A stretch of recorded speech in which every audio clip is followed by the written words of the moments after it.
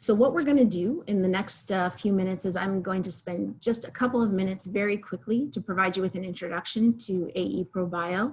We'll take a look at some of the updates and some of the headlines and things that you've been hearing about COVID-19 over the last few weeks, and particularly in the last few days, and try to get between what's fact and fiction.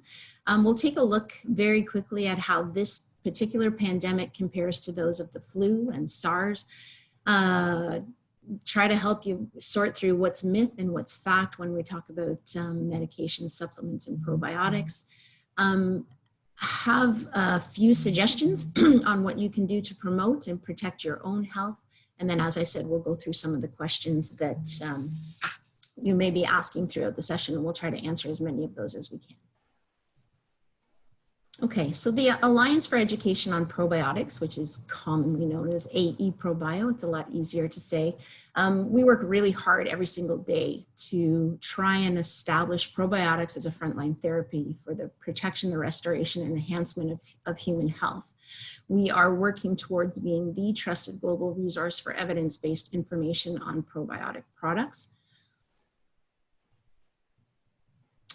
And we believe these are, sort of our stakes in the ground of what we believe to be true and to be important. And that is that probiotics can positively impact health outcomes, that they are generally, with very few exceptions, safe for everyone, that probiotics must be prescribed appropriately and responsibly. And I think that's one of the biggest challenges that we're actually hitting, is making sure that all healthcare professionals truly understand what probiotics are and how they need to be used. And that we would like to be one of the trusted resources for information on probiotics. There are several organizations out there that are doing great work, and we would like to be up there with them and invite them to join us as well. So there's a few things that we do that are important to everything that we do. Essentially, we vet information. So we compile, review, and summarize the evidence on specific probiotic products and the associated indications with them. There's lots of noise out there about probiotics that there's not very much scientific evidence behind them. And the guide itself that we put together takes a look at summarizing all of that information and evaluating it very critically. The guide itself is a tool for healthcare professionals so that they can integrate the use of probiotics into their practices with something that they can go to with confidence and trust in mind. We want to try and enhance the overall understanding of probiotics. That's something that is new on our docket to be working on, is that we want to reach beyond just producing the guide to make sure that people have the information that they need, whether it's the public, the government, healthcare professionals, on what probiotics are and how we need to use them appropriately, what's truth and what's fact, and what's coming down the pipeline. And obviously to be able to react to emergencies such as what's happening right now. So the final thing, sorry if I can get you to go back. The final thing that we really focus on right now is asserting the benefits of probiotics. And I think this is a really important point in saving the preservation of medicine, public health dollars, and human resources, because for those of you who are on the line and know a lot about probiotics, you will know very clearly that they are often used inappropriately, that the general public, without the advisement of a healthcare professional who is knowledgeable in probiotics, will sort of just try any probiotic and often will not have success in using them. So we want to make sure that when people are using probiotics, they're using the right probiotic at the right time for the right indication so that they have success when they're going through their health journey. So that's what I am going to say. I'm going to leave it to Dragana to walk you through probiotics in the pandemic, but I just wanted to give a really quick introduction to Dragana. So she's a clinical pharmacist and a leader in the knowledge mobilization of probiotics around the world. Working with an international team of experts, Dragana is the author of the Clinical Guide to Probiotic Products. And this publication, which began as a simple one-page chart in Canada in 2008, is now a comprehensive guide that's produced annually with Canadian and American editions. It's trusted by tens of thousands of healthcare professionals as an essential clinical tool for prescribing probiotics. And we're very proud of it, obviously. Dragana is a champion for the appropriate use of probiotics and the guide. She's been published in multiple scientific journals, and she presents regularly online, like today, and at scientific conferences pre-COVID around the world. So Dragana, I'll ask you to step in and enlighten us on how probiotics and the pandemic fit together. Thank you, Catherine, and thank you again, Probio, for organizing this event, which is again a learning process for us, absolutely. Again, I do apologize for advancing slides too quickly because I'm always the one that likes to talk too much and too quickly. And this is why having slides is always easier for the audiences because they can read the subtitles. Big question is that I like to answer first, why are we doing this? We really felt compelled that, during this time, then, and misconceptions and misinformation that have escalated in the last month during the pandemic of COVID-19, we like to look at the up-to-date or up-to-hour information and present it for your maybe critical appraisal. And the reason for it is really to prevent really waste of resources and prevent potential harm. As a primary care clinical pharmacist, I am working with the patients virtually, and daily I am faced with questions, fears, anxieties surrounding COVID, and most questions come about different kinds of things that we will be addressing today. So this is why we are doing this. Sharing the information, sharing the messages for everybody to augment and share even more. With the pandemic, some people actually refer to this chatter, this big, huge amount of information, infodemic, because it's really difficult to figure out what is true, what is myths, what is fact, what to trust and who to trust. So this is basically what we will be doing today, addressing, what is the latest, what's the deal with COVID, how is different than everything else, and the big question that my patients are asking, what should I take? Because people do get a sense of control and sense of power when they are actually doing something, thinking that's meaningful and beneficial to prevent the problem, prevent the infection, or minimize the risk of complications. So we are sorting through this information, misinformation, in order to protect not only ourselves, but our families and our patients. So a few of the things I like to always address is know the source of information. And again, Catherine, you call me expert. I'm not sure I'm an expert, but I like to talk about these things and I'm very curious. And as a pharmacist, we have a bit of an analytical and critical mind. So if the author advocates only one solution and usually promising something miraculous or some exclusive cure, that's the rule of thumb that it's wrong. If the author claims conspiracy, even though it sounds very intriguing, that is the, again, hallmark of a bad science. If author is self-professed expert, then it's how do you know the difference?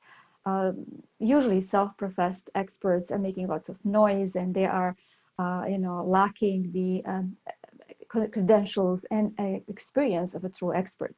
And again, last week, there was a published article in a pharmacy journal in Canada listing me as one of the 15 pharmacists to follow on Twitter. And in explanation, they call me, quote unquote, probiotic guru. This is really not what I would call myself, but again, it is something that I recognize the gap in knowledge and try to address it, and that's what makes me interesting, but not an expert. I'm still a pharmacist.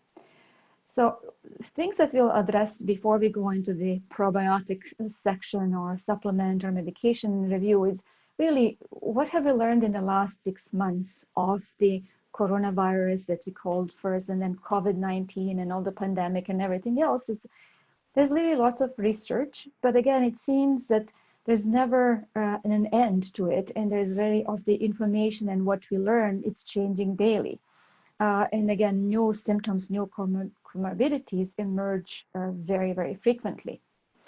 How easily it's really to contract the virus, and with us trying to prevent the spread as much as possible with all different kinds of measures in place, what we really cannot say with certainty is whether touching a surface that it has a small amount of virus will actually cause a problem, or being exposed to droplets from the sick person. How much is it enough? How much is enough to cause the problem? What we do know is that longer exposure and exposure to higher concentrations is definitely presenting higher risk of contracting the virus. Who is at risk of complications? It's something that we have initially observed, that elderly patients, the patients with the underlying conditions, are at high risk of complications with COVID. Men seem to be also at higher risk than women. Diabetes, obesity, cardiovascular disease, those patients were marked as a high risk. At the same time, we are also observing some healthy 20 to 29-year-olds getting sometimes very severe disease and complications. So there is really no rule, and we are still learning about what makes it or breaks it with an otherwise healthy person. It seemed to be that putting our own immune response into the overdrive presents the high risk of morbidity and mortality with COVID-19. Issue with kids, and initially we believed, or there was reports that children seem to be safe from COVID, that kids will not get it. However, there's more and more children actually contracting the virus, and there's more and more kids that are carrying the virus. That is a bit concerning. So what we do know now, that even kids, for example, going back to school or daycare, will be actually exposed to contacting 3 times more people than adults in similar situation, and they are more likely to carry the virus, contract the virus than adults. The kids might have developed different symptoms than adults, and there's looking at some kind of inflammatory responses in kids that are very unusual, presenting with unusual symptoms with the COVID. So again, there are lots of question marks that are staying as the question marks for this particular topic. With the symptoms that we can see, some of when the first reports came about COVID and coronavirus, these are some of the familiar symptoms, the hallmark of this disease: the cough, fever, muscle aches, headaches, difficulty breathing. Those are questions that we still use as a screening questions to assess patients very quickly. But there's more and more less common symptoms and very unusual symptoms as the pandemic is spreading, and there's more and more people getting affected. The skin rashes are reported that are very unusual and sometimes very severe. Diarrhea and similar gastrointestinal issues also have been identified. Kidney abnormalities, sometimes in complicated cases, will actually lead to need for hemodialysis while in hospital, and again, potentially life-threatening blood clots have been reported as a consequence of the COVID infections.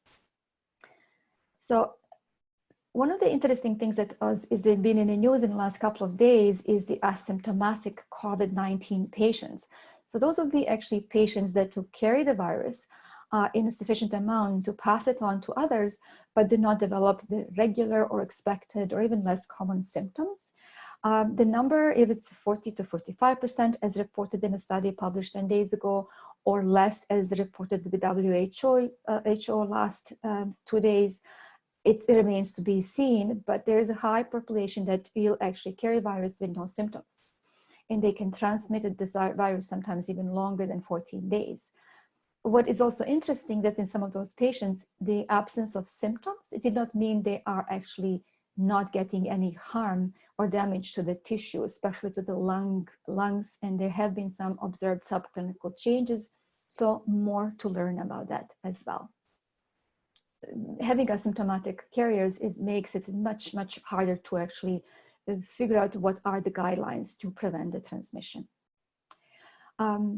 I mentioned the immune system overdrive, and you've heard of the cytokine storm, which is basically description that has been of something that has been observed in people with more severe complications of COVID-19.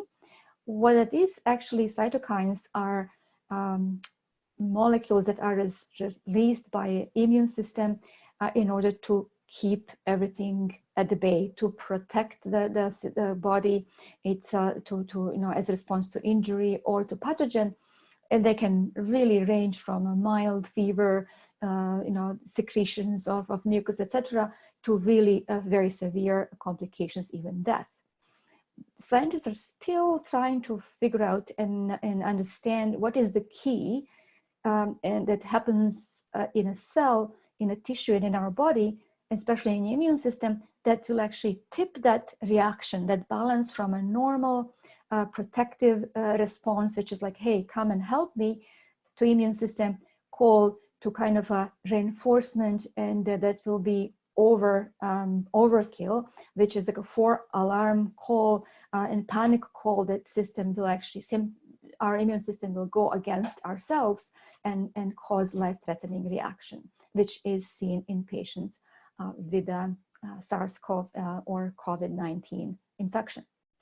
So looking at some of the medications that we've used, and there are numerous ones that are used as a supportive therapy, but we'll concentrate on a few of them that have been in the news, and a few of them that we or our patients have more access to, and we have lots of questions about. And what are the myths, what are the facts as of today, because everything is changing daily. First one is the hydroxychloroquine or chloroquine on its own or in combination with the other medications, often antibiotics, has been reported and claimed by some small and uncontrolled studies as a prophylaxis against COVID-19 infection, again, in combination with antibiotics as a treatment of patients that are suffering from more severe COVID-19 infection. Again, the safety and efficacy has not been proven, and we'll chat more about that because there also have been 2 large studies published about potential harm of using hydroxychloroquine, especially with patients with cardiovascular issues. As a pharmacist, we know that there is a documented interaction between hydroxychloroquine and certain antibiotics, and again, using it in an even healthy population can cause a problem, but let alone in the patients that are fighting more complicated issue. Another myth that have been in the news is the use of ACE inhibitors, which are the commonly used blood pressure medications. And we've been told that patients that take the ACE inhibitors will have a risk of complications. And I do get lots of questions from my patients about it. And then lastly, there was a talk about NSAIDs, or common pain relievers and fever relievers available without prescription, such as ibuprofen, naproxen, aspirin, that they should not be taken if you have COVID. So with hydroxychloroquine, we do know there's really no compelling evidence for efficacy. Safety has been questioned. And the 2 studies that have been published in Lancet and the New England Journal of Medicine looking at potential harms of this treatment have been retracted last week. And it's really something that doesn't happen often, and both studies were retracted within hours of each other. So it's really interesting that the ongoing learning is happening, and things and the information is changing by the hour. Just going back to the ACE inhibitors, ACE stands for the angiotensin converting enzyme, which basically got attention in the COVID research because we found that the receptors for that enzymes that are present in our lungs, in blood vessels or intestines, the nasal passages, back of the throat, are basically entryway of the virus to get into our system and cause the problem. And again, initially there were some reports that patients taking the ACE inhibitors, those medications, and the concerns that those patients would be at greater risk contracting coronavirus and maybe getting worse outcomes. However, as of today, researchers really are suggesting there is really no evidence of harm, And some of the preliminary studies are showing that could be potential benefit if patient is already taking ACE inhibitor and they have COVID-19. The problem is also that patients sometimes would read a headline and stop their medication without consulting physician. Again, NSAIDs, again, we know that the reports that kind of raised the red alarm of the NSAIDs in COVID have been just reports, not particularly designed studies, and they are really not contraindicated unless these medications would be unsafe for other reasons, and there are common precautions and contraindications for these medications in most population. So looking at some of the supplements, and again, supplements have been a challenge forever because patients do have free access to them. They are promoted ruthlessly, I would say, especially in these days when people are looking and searching for some kind of a miracle cures. Looking at some of these immune boosters, I should probably say quote unquote, because there is Google searches are going through the roof for the immune boosters of any kind, especially in a time of COVID. So again, most of these products really are not effective for reducing the likelihood of contracting the coronavirus or shortening the course, and taking some large doses of some of them can potentially do lots of harm. Again, the jump in sales have been recorded, and it's due to this kind of a desperate attempt to seek protection and also to minimize the anxiety surrounding this pandemic situation. Some examples, the garlic is definitely something that we all like to eat. It does help with the social distancing because if you eat a lot of it, you know what happens. But it will not really, there's no evidence it will minimize the risk of contracting COVID or minimizing risk of complications on it. So if you like garlic, eat it. The issue with the echinacea extracts, and there are a few different kinds of echinacea, is that if it's properly made, echinacea extract will overstimulate your immune response and will increase the risk of cytokine storm. So definitely, if you don't know enough about it for any kind of reason, but in COVID, there's a theory that can actually make outcomes much worse. So we do discourage patients of taking echinacea extracts. Colloidal silver supplements, there's no need even to discuss it because there's really no evidence for any reason to use colloidal silver unless you like to turn your skin blue. And there is, it's not even funny because colloidal silver can, in small amounts, cause different kinds of neurological damage, renal damage that is permanent. Oil of oregano can, if you take it chronically in small amounts, even orally, can cause irregular heartbeat and liver damage that can be permanent. So there are lots of different things and lots of questions about supplements that people are using these days in hope to prevent COVID-19.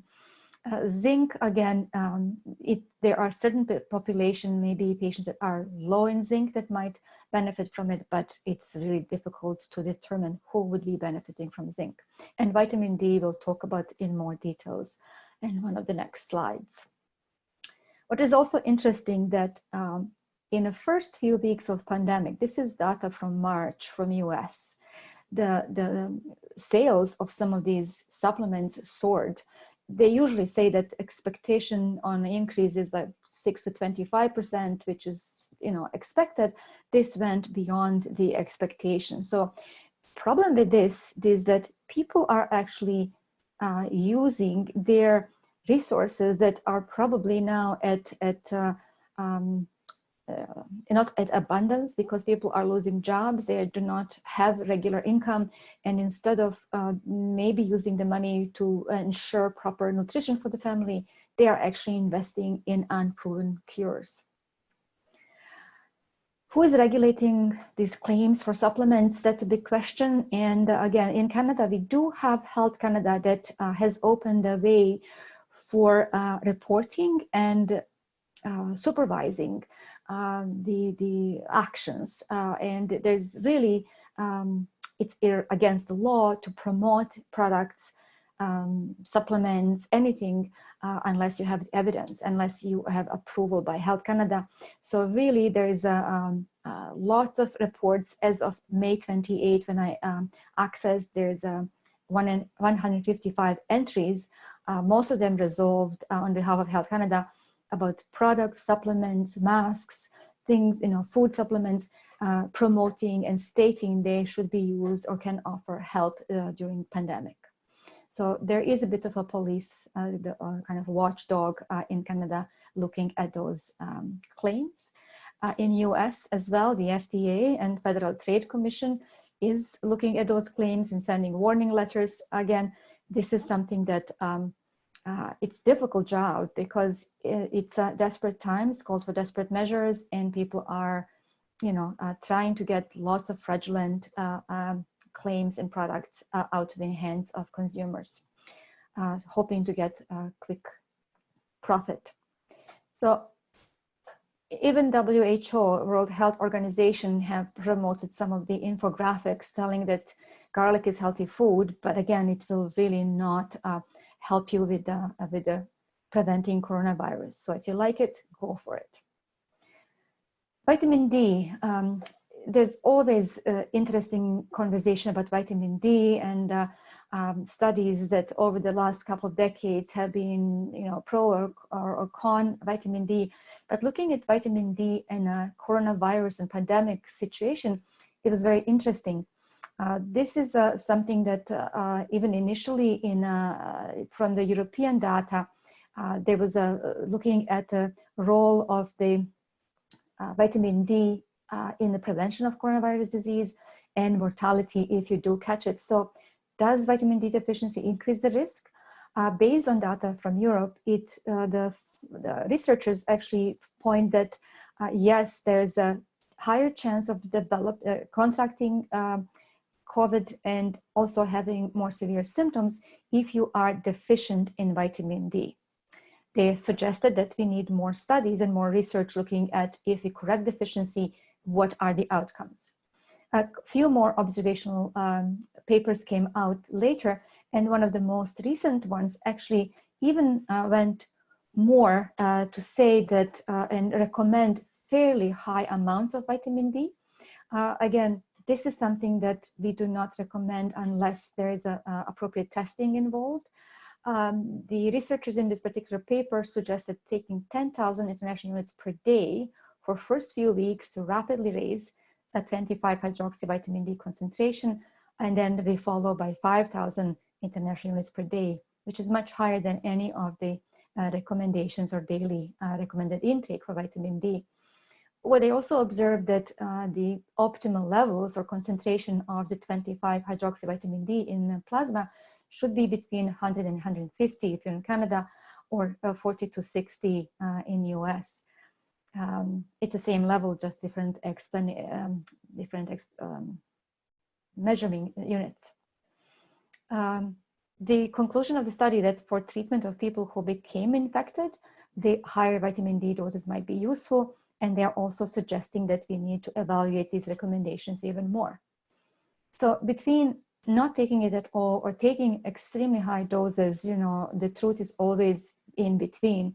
The bottom line at this particular point is that really there's evidence pointing that if your patient is deficient in vitamin D, that supplementation might be effective. We do not recommend to exceed daily upper limits unless there is in following and follow up with the testing. In Canada, we do know that most of us are efficient, and the recommendation is to spend time outside on the sun. Again, with the limitations we have now, we don't really get much to go outside and enjoy. So supplementation seems to be safe and really reasonable action. And then most patients in North America would need approximately 2,000 international units per day to get the levels into the range that seem to be optimal for preventing and minimizing risk of COVID. Recently in the news, there have been reports about the study done in Netherlands, looking at the possible link between vitamin K deficiency and deaths or mortality with COVID-19. And they are now looking under, doing a much larger study. With vitamin K, again, there are a few different kinds that are available for supplementation. And again, there should be huge caution if the patients are on blood thinners, and keeping in mind that data in the COVID-19 is still preliminary, definitely more to come. So coming back to why we are actually here to look at the gut and immune function connection. Gut has been, and by gut microbiota actually has been connected to so many different things. And we, over the last decade, look at the, how it affects the brain, how it affects our immune function and everything else. And right now it's getting more of the spotlight because of the potential for the role in a pandemic. So some of the immunity and probiotics, when you look at the probiotics, which is the friendly bacteria that we can take from outside sources, and there are different definitions, and there's a definition that is accepted by ISAP, and globally what probiotics are. They are basically live bacteria that when given in adequate amounts, they can positively affect the host. So live bacteria in adequate amounts is the two keywords within the definition of probiotics. Why we are looking at probiotics in this particular time is because of the role in the modulation of the immune system and immune responses, and because of the increasing the resistance of colonization against pathogens. So those are a few of the things that we could actually harvest the benefits of probiotics and figure out why they and how they can be helpful in the pandemic. The same question was actually posed even earlier in the pandemic in March by Dr. Gregor Reed, amazing Canadian researcher in this field. And he asked the question, if there is a data indicating that if you take probiotics, you can reduce the impacts on colds and flu, but let's wonder and see how it can help us in a current pandemic. So after initial thoughts of Dr. Reed, many of the researchers have done some looking at the data and compiling data and looking at if we can improve gut microbiota by any means. Does it mean that we are affecting the impact of this disease, especially in high-risk populations? The most recent paper looked at more, but just before I go to the most recent paper, previous papers that were published is some in Europe, and these are two from North America. Canadian and US data is looking at use of probiotics to minimize the risk of upper respiratory tract infections and projecting different kinds of healthcare budget savings, less sick days, less missing work or school, and less antibiotics for the regular colds and flu. So again, looking in the parameters of this pandemic, there was again more recent paper published last month about using probiotics to flatten the curve of coronavirus disease in this pandemic. What the researchers did, they look at the data, and this is a table from the paper they mentioned. They look at different kinds of products, and they look at the specific strain, and the list is right here. They look at and explain the basis for their own inclusion for this particular strain in this paper and what they have observed in the studies, and then when to administer. They actually are offering some suggestions to take once a daily for the duration of pandemic because of the potential prevention. Again, these are just some of the observation based on their research and professional judgment, not because of the observation in the COVID situation. What's also interesting, they look at globally available strains and brands, most of them not available in Canada or US. They also mentioned that list of probiotics in Canada and US are available at these websites. When looking at probiotics, one of the things that I always like to talk about is strains. And again, are they all the same?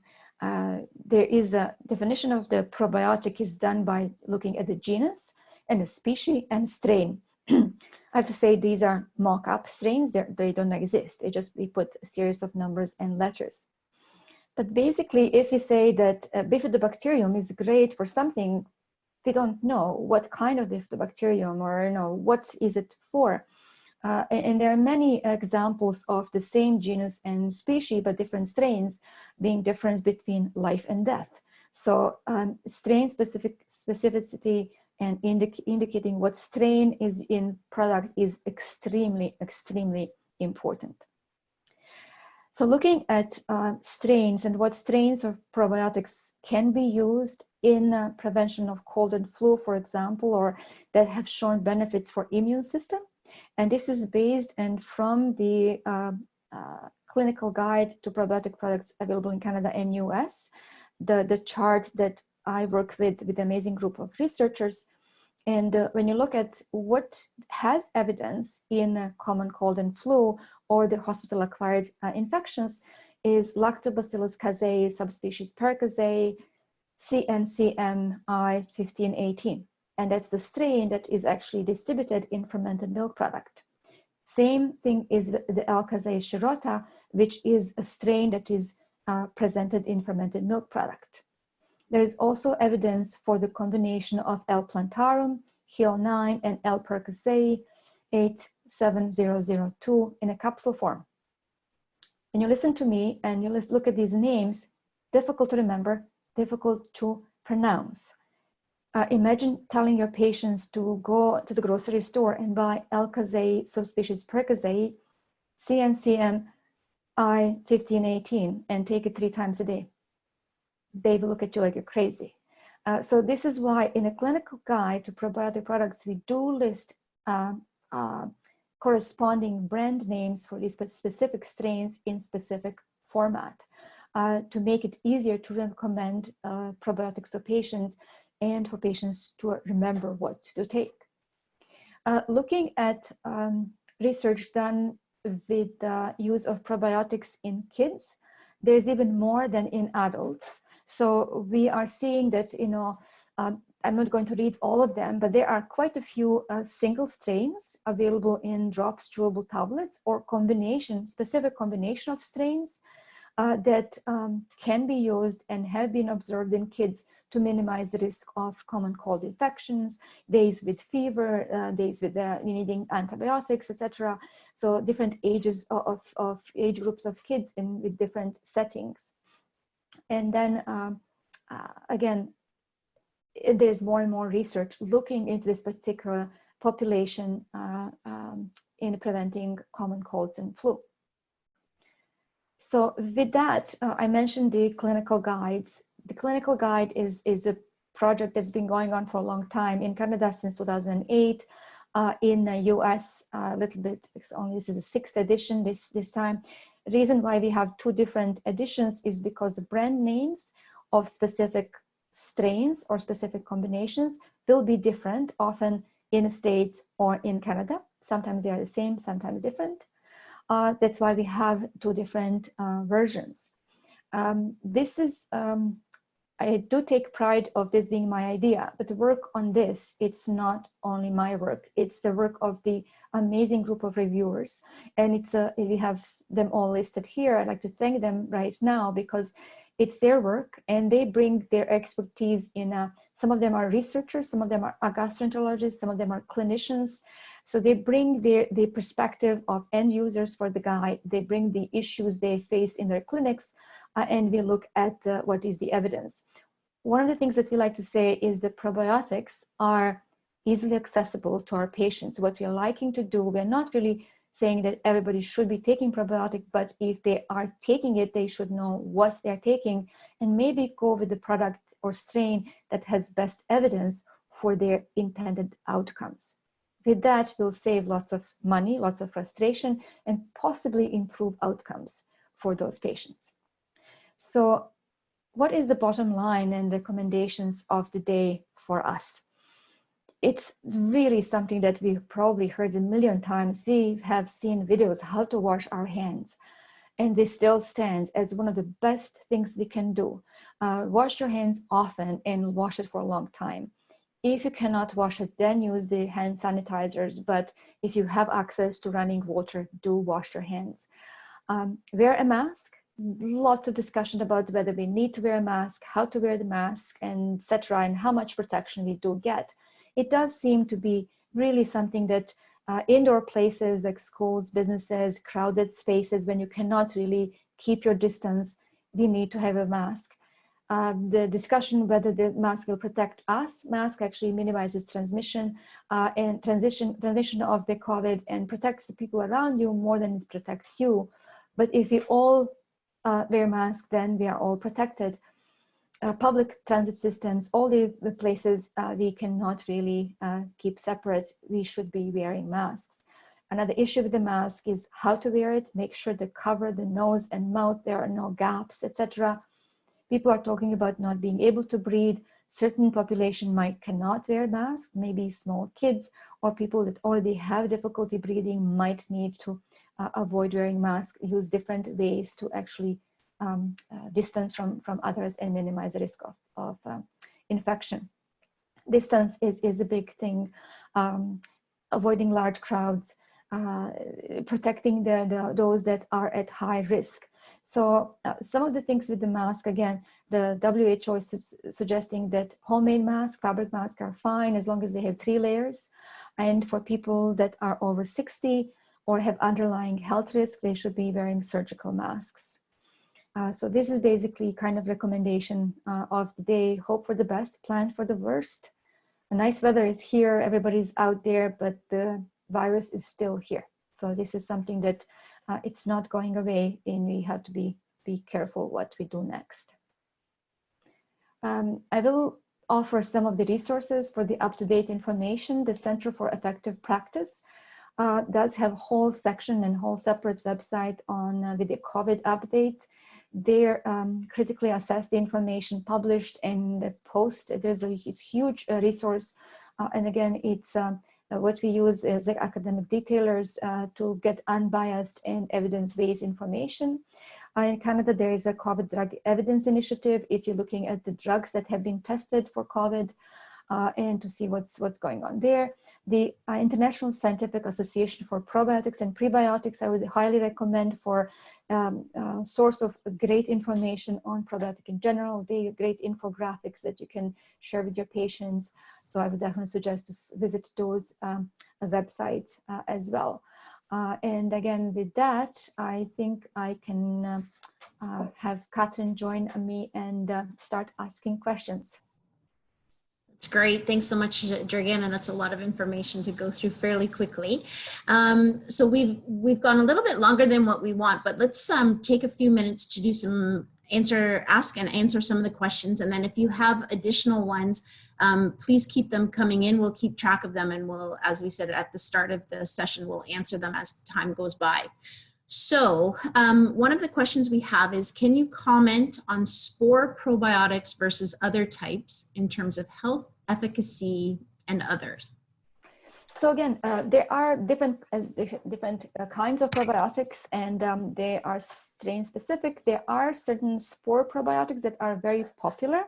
And one of the advantages of the spore probiotic is that maybe it's more stable when exposed to oxygen or temperatures. There are few of them, actually few of the products containing those spore probiotics listed in the US guide. At this point, we do not have a product yet in Canada that has a sufficient amount per serving of the spore probiotic to be listed in Canadian website, clinical guide. So whether they are better or worse than others, it's again, looking at what is the expected outcome if you take sufficient amount of the spore probiotic. Okay, great, thanks. There's another question here that says, are there specific brands of probiotics that we should have on hand in our clinics for our clients? I would like to not mention brands. Again, I'm not promoting any specific brands. I would suggest to maybe look at the clinical guides. If you're in US, check US or Canadian. And maybe look at the indication that you see most patients of. If it's IBS, for example, when, you know, in Canada, 1 in 5 Canadians has IBS, look at the list of products that are maybe with level 1 evidence, with the best evidence for the IBS. Then I would suggest contact the companies that make them, see if you can get some samples, and then you can actually offer your patient a trial for a couple of weeks to see if it's going to work. So it was interesting because with the IBS, number needed to treat or NNT is 7. It's really something that is very efficacious to help IBS patients. So again, look at your own clinical setting, what you see in a clinic, and then select those particular brands for your patient population. Okay, perfect. Are there any downsides to taking the probiotics you referred to during the presentation for the prevention of COVID-19? And I think that what they're getting at is, why wouldn't we just take them just in case? That's a great question. I would definitely suggest that if you do recommend or take, document, see what happens. Because we do know that if it's not broken, we don't need to fix it, but we don't know. Downsides is cost. Downsides could also be that maybe taking something of the same kind for too long, you might disturb this kind of diverse blend of bacteria already present in your gut. We don't know. That's what I have to say. If you do have access to it, definitely something to try. There is really no downside. However, be careful with selection. See what you would like to achieve. Look at what Dr. Reed and his group published is in their recommendation. Look at what is listed in a Canadian or US guide for prevention of common infectious disease. Maybe select one that maybe you're already taking and stay with that for a couple of months. I'd say definitely document and see, what are the outcomes. On the other hand, I recently had a patient that was taking a probiotic for years. A probiotic, she did not know what kind, what is in it. She told me that there's many different strains in it, and somebody purchased it online for her. And she was complaining about fecal incontinence. She could not go out walking because she needed to wear a diaper. We suggested that she stops the probiotic, and maybe we look at some other investigations we had to do. After 5 days of stopping probiotic, this unknown mysterious blend, the fecal incontinence resolved. So that was one of the cases that is kind of, there could be some harm, so we don't really know. But we also did not know what was she taking, whether anything that has live probiotics or not. Okay, great.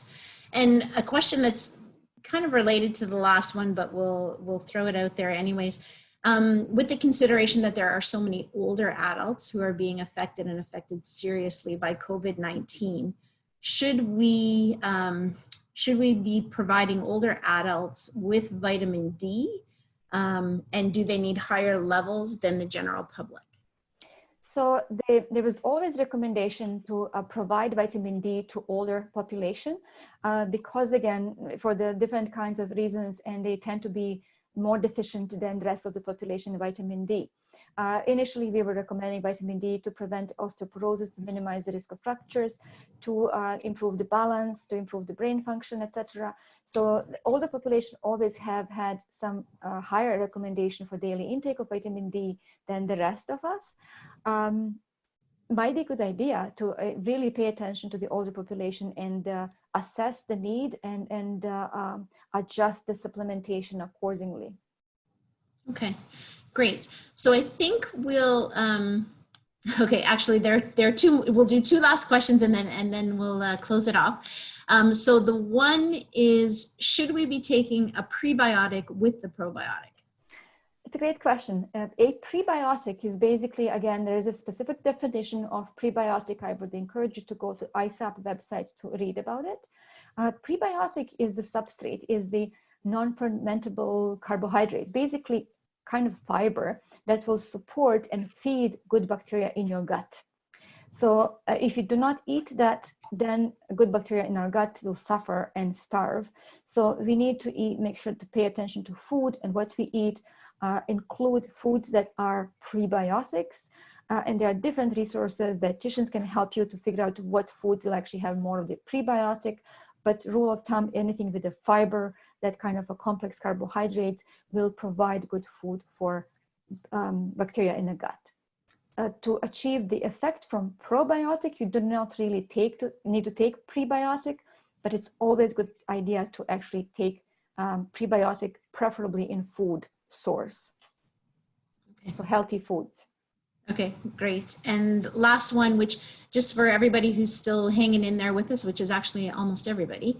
If you have additional questions, you can hang on a little bit longer and we'll answer them. Or if you want to email them to info@aeprobio.com, we'll take a look at those, take a look at them then.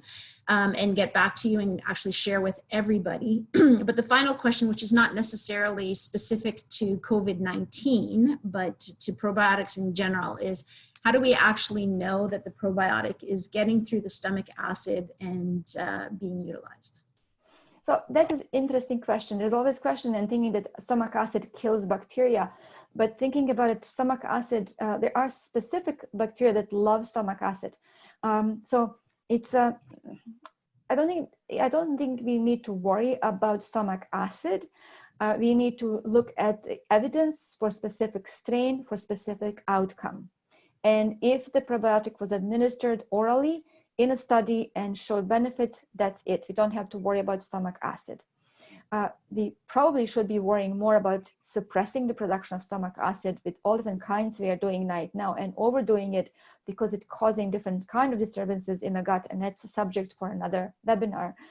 So I said, don't worry about stomach acid because lactobacilli mostly love the stomach acid. And think about H. pylori, it thrives in your acid and sometimes causes a problem. So there are bacteria that can definitely live there and pass through with no problems. Okay, perfect. All right, so thanks everyone for joining us. We're just about to wrap up. I just wanted to remind you that very soon, probably within the next 10 days, AE Probio is going to be launching a new website. So right now we're at aeprobio.com. It will still be the same URL, but the look, the feel, the amount of information and the type of information that you will find there will be significantly different than what you've seen in the past. So we will send you a reminder to let you know to go looking for that, and we'll look forward to having your comments and encourage you actually to let us know what else you would like to see us add to it, because we are very much in a development mode right now, and appreciate any feedback that you have and want to make sure that we're providing you with the tools and the resources that you need and want. So that will be the end of it. Thank you once again, Dragana, for providing us with such a comprehensive overview of probiotics and the pandemic. And thank you to everyone for joining the Alliance for Education on Probiotics for this session. Have a wonderful afternoon, and we'll look forward to talking to all of you or communicating with you in the near future. Stay well, everyone. Thank you. And again, Catherine, thank you for inviting me to speak, and thank you for giving me a reason to put makeup on my face. And nice to see you, nice to see everybody virtually. Have a great day, stay safe and stay well.